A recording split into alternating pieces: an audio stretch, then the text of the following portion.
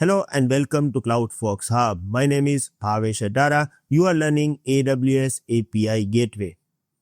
I have one REST API and this is invoke URL of my REST API. This invoke URL has been provided by AWS. Now, in the real world, are we using this kind of invoke URL? No. In the real world, we are always using URL with our domain name. We call it custom domain. For your API, how we can set up custom domain name, I'm going to explain you in this particular video. So let's start.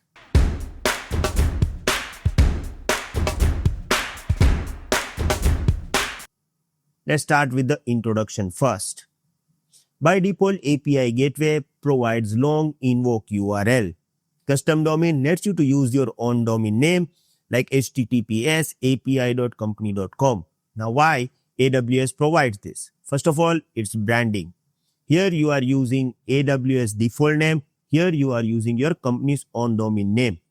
It is easy to remember and production ready APIs. So it is always good practice or best practice to use our custom domain name for APIs.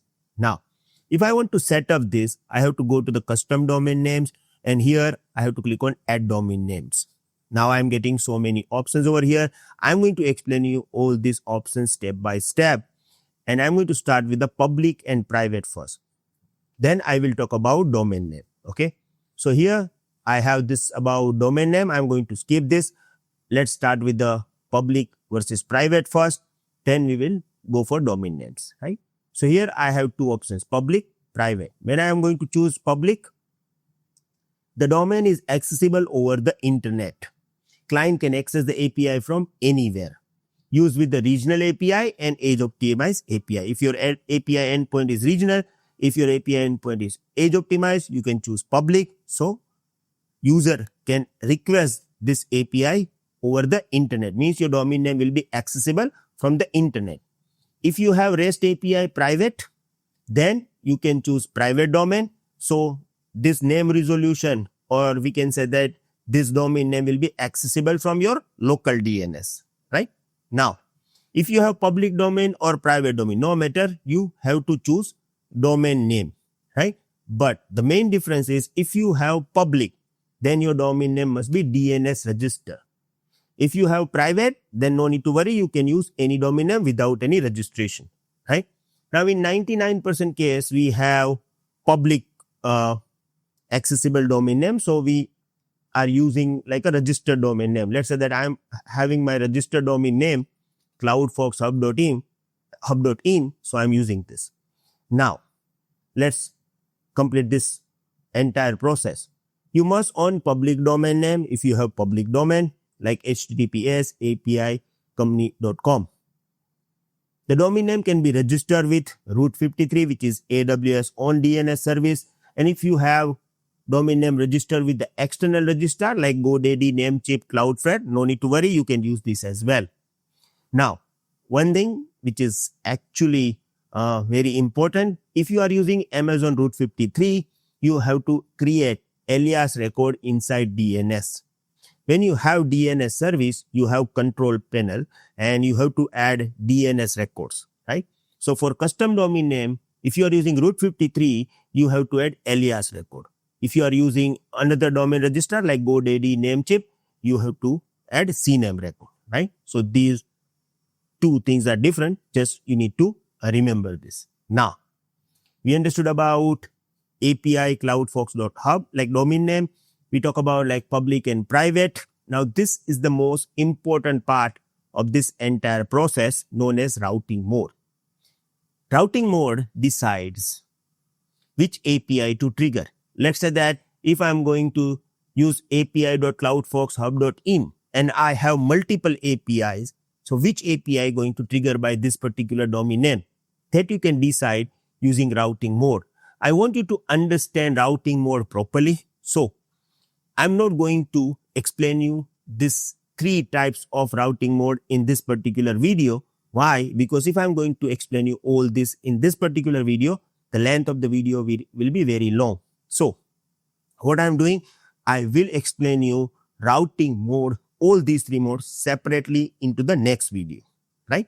Right now, you just need to remember this is actually deciding factor that which API we want to trigger, right? But we will talk about it in upcoming video. What I am doing in this video, I am going to explain you all these options, right? Okay, so I am going to skip this option, routing mode. We will discuss it. Let's talk about the next. It is API endpoint type. Now, API endpoint type is very simple. Let's say that you want to trigger public API, you can choose regional. Means what is endpoint of your API? If your API endpoint is regional, then you can choose regional over here. If you have edge optimized API, you can choose edge optimized, right? So which option you are going to select from here, it is totally dependent on your API endpoint type. Now, one thing that you need to remember over here, if I'm going to choose regional, I will get one option over here known as MTLS. If I'm going to choose edge optimize, MTLS will be disappear.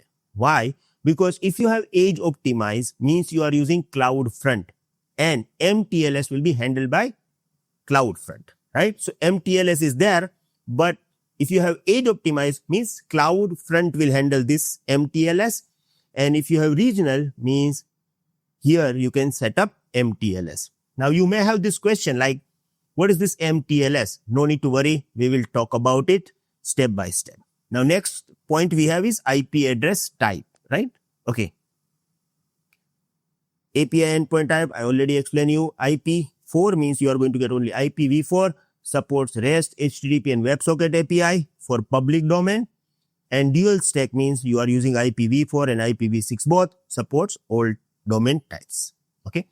The next option we have is a mutual TLS authentication, or we call it MTLS. Now keep this in mind, MTLS is not available with default invoke URL. MTLS option is only available if you are using custom URL, right? So I want you to understand that how things are working, specifically how TLS is working if you have default invoke URL, right? And what happens if you are going to choose MTLS with custom URL. So we are just going to compare that. So this is the first process. I have default invoke URL, means I have no MTLS. So how it is going to work?